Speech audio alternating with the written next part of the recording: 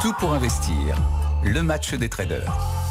Dorian Abadi pose son regard aussi, sa lecture technique du CAC ce matin. Bonjour Dorian.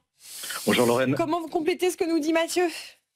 Effectivement, on a une baisse d'1,25% sur le CAC ce matin. Pourtant, la séance commençait plutôt bien.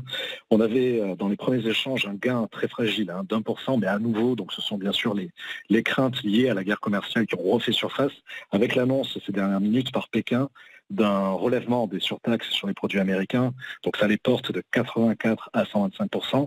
Puis évidemment, cette décision, donc ça a précipité le retournement du marché européen dans le sillage déjà d'une nouvelle forte baisse en Asie, puisque on a notamment eu moins 3% cette nuit sur le Nikkei à Tokyo.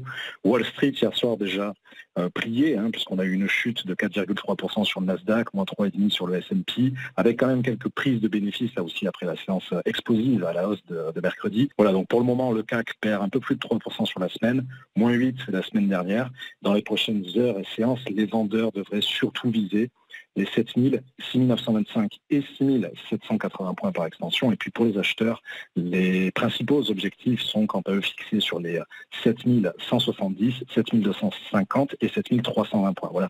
Donc on a également beaucoup de volatilité sur les marchés obligataires. Et en parallèle, c'est vrai que la faiblesse du dollar pèse aussi sur la confiance des investisseurs. À nouveau, un record historique pour l'or dans ce contexte tendu, puisqu'on est à 3220 $ pour la valeur refuge, plus 23% cette année, plus 27% l'an dernier. Et puis un mot enfin, ce soir, après la clôture, on aura le début de la saison de publication des résultats du premier trimestre des grands groupes, avec comme toujours les financières américaines.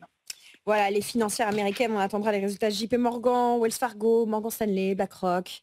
Entre autres, il faudra suivre aussi les prix à la production, si je ne dis pas de bêtises, et la confiance des consommateurs américains. Voilà le programme que vous pourrez retrouver d'ailleurs autour de BFM Bourse, autour de Guillaume Sommerer, dès 15h30 pour le direct. Merci beaucoup.